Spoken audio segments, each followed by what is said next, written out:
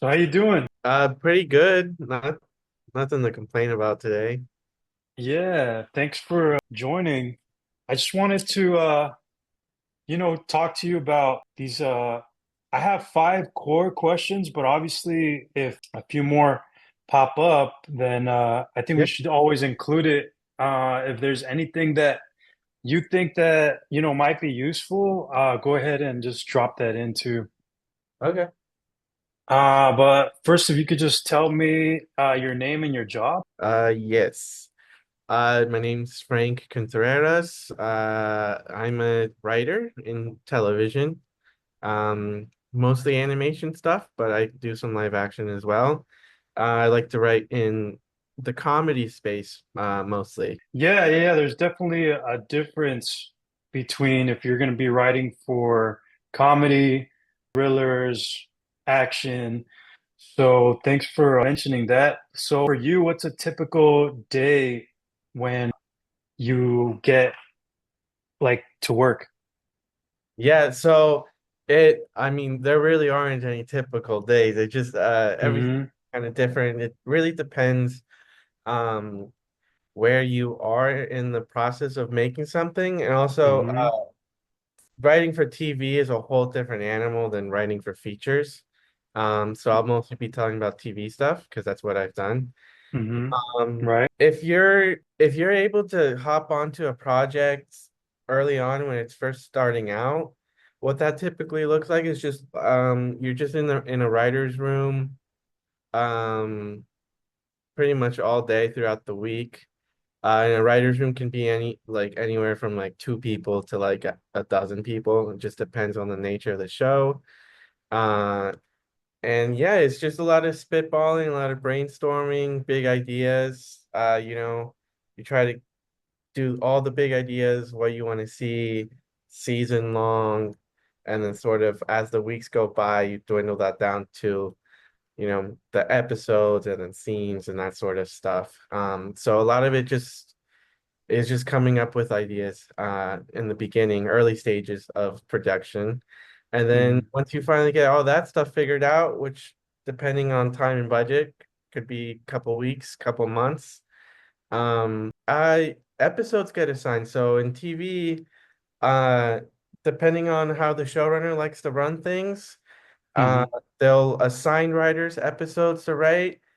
Sometimes writers will be like, "Oh, I really like this one episode. I would love to write it," and then they'll be able to get that one assigned to them. And again, depending on the type of show, sometimes you get one episode, sometimes you get various episodes.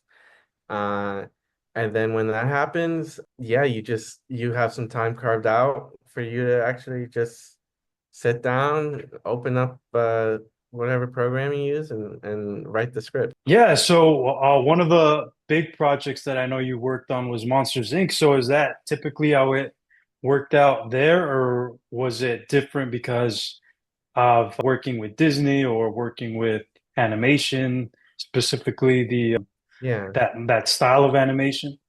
So it was atypical for sure. The biggest reason is because just about everyone who worked on the show in the leadership positions were Hmm. all feature people, animation feature people who Hmm. wanted to do this TV project. So, like I was saying earlier, features works completely differently than TV. And so they brought in kind of a hybrid feature model, like production pipeline, but they were just going to put it into making a TV show. So a lot of things were atypical, I would say. But yeah, animation is also a bit different because you have the very next step is storyboards and voice recordings. So Hmm. um say you're in the stages of writing episodes. Once you get the first script done, you send it out, and you get notes from directors, execs, the showrunner, all those people. But once you finally have a script, you feel good sending out, people will start storyboarding that, and recording that. And that's really interesting because unlike live action, and other things, storyboard artists and the actors will change stuff or they'll come up with their own ideas. and then that affects the script. So then you go back to the script and you fix or you amend or you just kind of do what they did. So you're rewriting based on stuff that aren't in the rewrites, if that kind of makes sense. Right. So the script that you guys turn in is more of a blueprint of what you guys Yeah. would like to see. And then the storyboard artists are gonna adapt to that. But obviously, if they get generate like ideas or they feel like it would work better a certain way, then they will communicate that back to you guys, and then that will morph the script into what you guys put together um, as a group. Yeah, it's super collaborative. I think that's why I really like Mhm. animation because no one no one holds your thing so preciously where it's like, Right. no, you're not don't draw the scene that way. That's not how I wrote it. Like there's really not a lot of that. Um a really good story that I like to think of a lot is one of the showrunners on the show I had, he so sometimes showrunners will write, sometimes they won't. It just depends. But this one was a writer also. And he told me that one of the most beneficial things that he ever did in his career was when he was first starting out and first writing, he put his desk right next to a storyboard artist, which isn't uh normal. Usually all these departments are have their own space in an office, right? There's like a writer's room, Hmm. there's a section where all the storyboard artists are, there's a section where, directors Hmm. are, etc. So Yeah. that's really normal. And he said it was really helpful for him learning how to write with the storyboard artist next to him, and it was super collaborative. They would throw ideas back and forth to each other. So I always thought that was really cool. Yeah, I think that that helps a lot, especially knowing what all the other departments do, Yeah. especially if you're at the top or if you're the one writing these episodes, you kind of know what you have to play with in a sense, and also you're able to like collaborate a lot easier with your team because, like you said, it takes everybody to get together to make this happen. Yeah. For example, what skills would you say that you needed going into this specific project? Like what helped you the most? Yeah. I would say being able to adapt to change because things change all the time. Uh, Hmm. like every day things change. For example, when I first signed on to a show, I signed on to it as a script coordinator before Hmm. I was a writer, and I spent my first 2, maybe 3 days at work reading all the scripts that they had written or were like in the process of being written. And then Hmm. third day they had a whole reboot. They literally just threw everything out in the trash. And that was kind of and starting from scratch. And it's kind of like that. That was a wild situation, but it's stuff like Hmm. that happens all the time. You just have to be able to adapt. Like say you write a scene in set in one location, and then they're like, oh, we actually don't have the budget for this location, or the location looks like this instead of that. Now after Hmm. the artists um did their thing, designed it and everything. So things are always changing. Sometimes notes you get back notes that you didn't think about, and then like you might think it's a small rewrite, but then it's a bigger rewrite. So yeah, just being the ability to adapt to change is the big. Hmm. Well, what would you say are some suggestions for somebody that wants to get into your field as far as wanting to write on an animated show? What would you say to them? Yeah, well, it kind of depends where they're coming from, I guess. It's just writing in general. The hardest thing is discipline. I mean, advice you hear from everyone, or at least I heard from everyone everywhere, was like, you gotta write. You gotta write every day. And it's like, okay, yeah, yeah, I'll do that, I'll do that. But it's the hardest thing. I mean, it's so Hmm. hard it's the discipline. And what I learned is writing every day doesn't mean like, oh, I gotta write 5 pages a day and then I'll get my stuff. And it's like, no, no, no. Sometimes what that means is like maybe you just deleted a page or you figured out something that's not working. Like that's if that's all you do in a day, that's amazing. So it's just like keep going. Hmm. Try to do a little whatever you can every day because it'll get easier. Hmm. And if you don't, it gets harder. I know if I definitely I still do it. I like if I go like a week or two without writing, then it's so much harder to get back on the wagon. Right. So just doing that. It's obviously if you're doing that, you'll come out with samples and stuff. That's pretty much the biggest thing you can, most important thing you have when trying to go for jobs is to have writing samples. Because if you don't have that, then I mean, like what are you doing? Because we don't like, yeah, you use resumes, but it's not like most other jobs where it's like, here's my Hmm. resume. Like your resume is your writing samples. So, Right. And then um, you say writing samples, does that mean that there are different types of your work, or what yeah. does that mean exactly? So it depends on who's asking for them. A lot of times they'll Hmm. ask for one sample and that's like your best work. So whatever you feel the best about, you turn in. But there's been times where I've been asked like, oh, could you turn in one comedy sample and one sample with heart? Or it's like, or could you turn in a sample that is like action adventure based Right. or whatever. And a lot of times you do that as a writer yourself, like you try the sample you turn into the producer, executive, whoever's asking for it, kind of cater it to like the type of show that you're applying, Hmm. if that makes sense. Um, How many pages would you say are some of those samples, just to get an idea? it's like a page a minute for the thing. So like Okay, if great. it's a half-hour show, like 30-ish pages. If you're going for like kids animation stuff, their episodes are like two episodes in one 30-minute block. So like Hmm. we call them 11 minutes. Hmm. Those scripts anywhere from like 11 and like 15-ish pages. So it just depends. Oh, okay. Um, again, what you're applying to is sort of depends. Okay, well, I know you pretty well, and I know that you are really good at networking and getting yourself out there.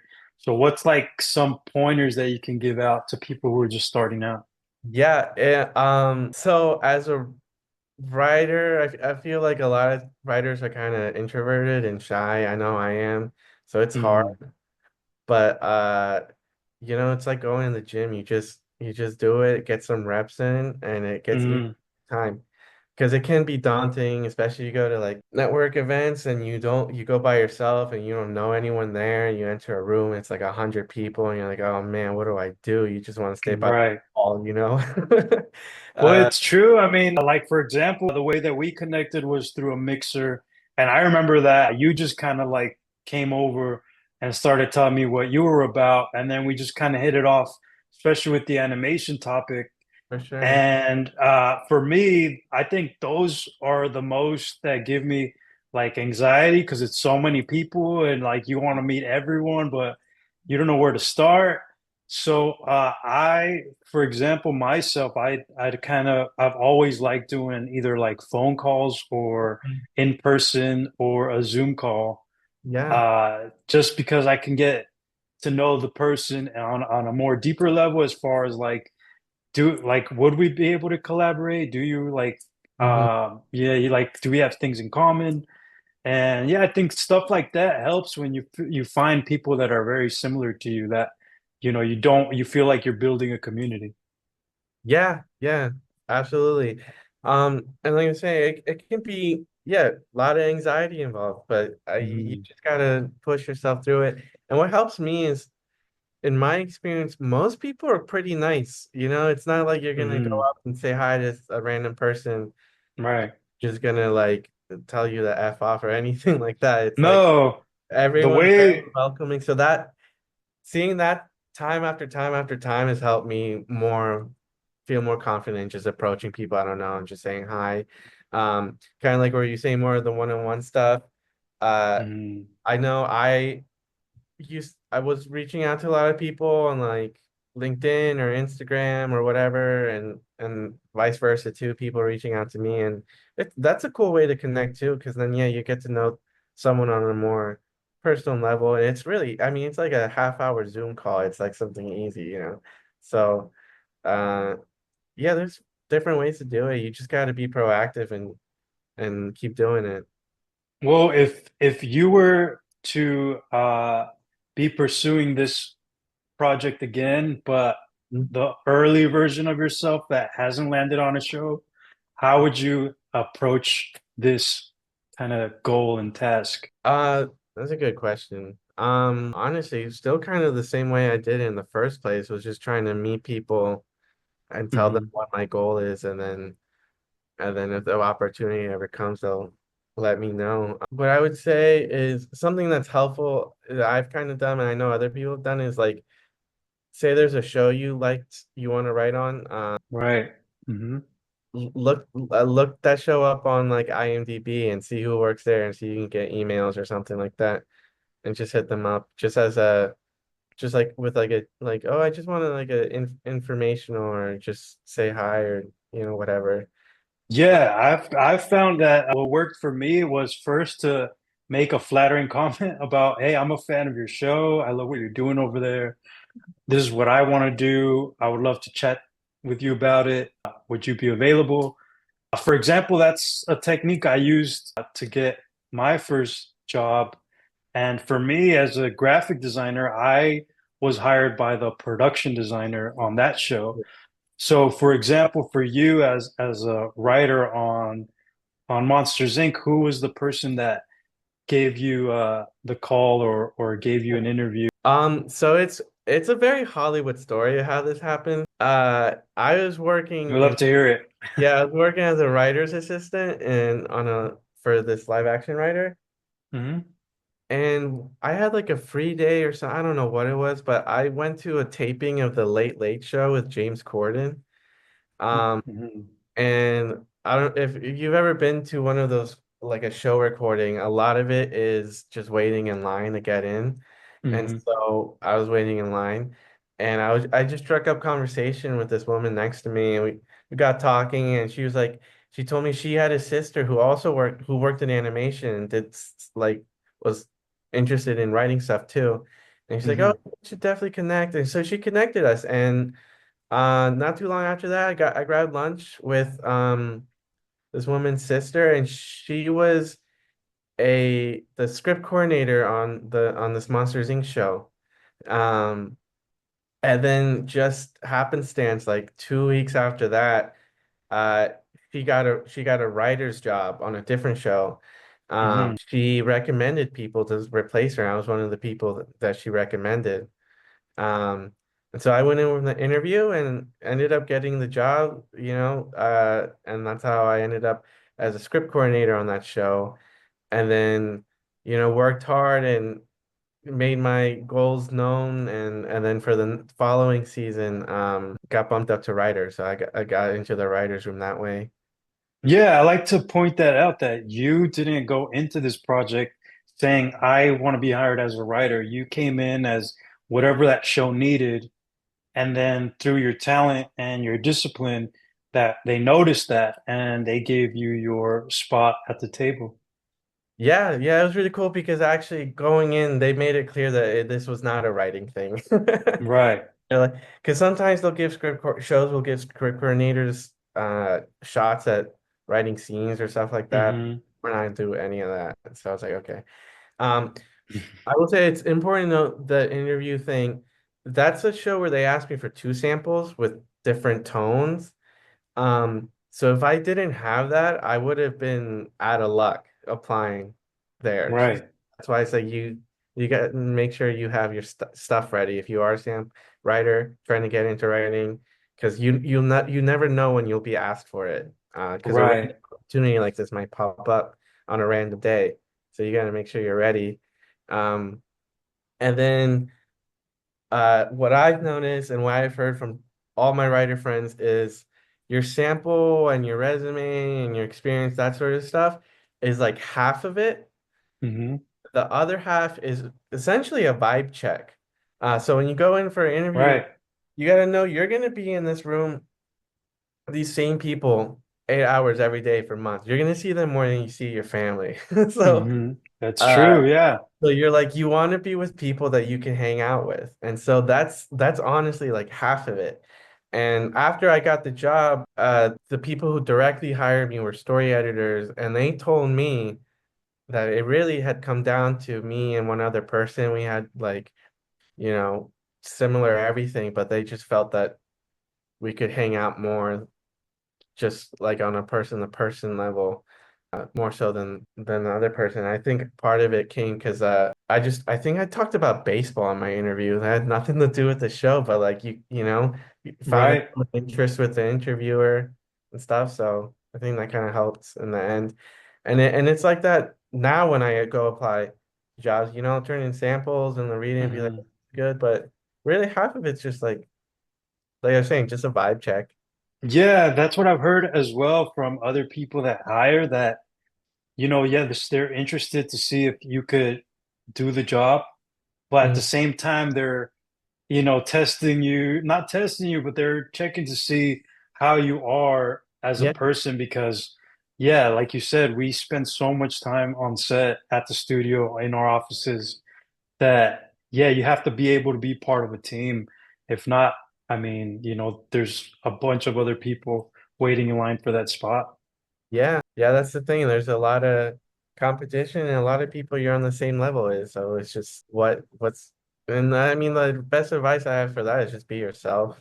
So Right. it's cliche and whatever, but it's the truth. What project when you were starting out, what were you focusing on, or was animation always the goal? I was actually trying to be in live action, and the animation came as the story I was telling earlier was just randomly, just happenstance. Mm, Uh, okay, But I've always loved animation. I actually took a lot of animation classes in college. I went to film school. Um, right. so I've always had an appreciation for it. Some of my favorite shows are animated shows. So, uh, I think writing's just writing. It's just different mediums. Animation, you can do a lot of stuff you can't do in live action. So, I just think it's cool. Great. That's the questions that I have. So, I don't know if there's anything you might think that we missed, yeah. because I feel like I could, um, this is kind of a more of a message and a preparation for anybody that feels yeah. like this is their path. And yeah, I think that's for the most part for somebody to kind of have like that direct message for somebody, a professional that's already doing it. Yeah, I guess it depends if you want to cater the interview more about writing versus what am I trying to say here? Like I could talk more about general writing, but or if like people are more interested in learning what is writing on a show actually look like step by step. Because I talked a little bit about with the storyboard stuff. Hmm. It's also like there's writing you gotta do when it's like getting recorded and then other writing when it's getting animated. So those are more I guess production specific questions. Oh yeah, yeah, yeah. Well, that's also another topic that yeah, I would love to invite you to mentor some students or Yeah, people who are interested in it and to see if you're something you would want to do. yeah, but like I'm saying, that definitely would be more animation Yeah, catered. In TV too. right. You're saying features a whole different thing. Yeah. Yeah. And then Cool. what else? Yeah, I talked about how getting in the room. Oh, one thing that I think's interesting, kind of like how you get into a room type of thing. So I Hmm. was saying like my trajectory was a bit more traditional and I was like a writer's assistant, a coordinator, and then got into a writer's room that way. Right. So it's kind of like a ladder almost. Um, but that's not the only way to do it at all. I mean, if you ask 10 writers how they got into their first room, you get 10 different answers. Hmm. For example, like the room I was in most recently, there was someone who is like started off as an actor. They still do acting, but they started off as an actor, and then their managers thought they should do writing, and then she did writing, and then she got into that way. Someone else was in a completely different industry. I forget what it was, but it had nothing to do with entertainment, and then they decided to switch things up, and they did stand up, and then they got writing Hmm. work, their stand up. someone else just made their own stuff online, like YouTube, Vine, that sort of stuff. So there, I mean, and then I have another friend who I didn't work with, but I know he was like a Disney cast, like he worked at Disneyland as one of the cast members there, and then Yeah, yeah, yeah. jumped onto writing that way. I mean, there's so many ways to do it. So Oh, so you get Disneyland tickets now. yeah. No, that brings up a good point because you said to, find that discipline of writing every day, but it doesn't mean that it's like writing stories. I mean, doing stand up like you said, taking an acting class, all those things are very like beneficial to that craft specifically. Yeah, and people who like the producers or showrunner, whoever who make the writers' room, they Hmm. want that. They want people from different backgrounds because you don't want Right. the same person in one room. Like that's no fun. Yeah, Yeah, yeah, yeah. and people from all different backgrounds, all different experience, it makes the writing better. One writer explained to me that writers' rooms or writers are kind of like the Avengers, where like each person has their own superpower but also weakness. So it's like kind of like that, like say like one person in there is like has a ton of experience with comedies and they're really quick and they're really witty, but then someone else, could be like most like maybe their experiences and like they did a lot of drama work or like stuff like that. So you kind of want that. You want the different perspectives in a room because that brings authenticity to stuff. Well, cool. This thing is gonna bump us out. So thank you again.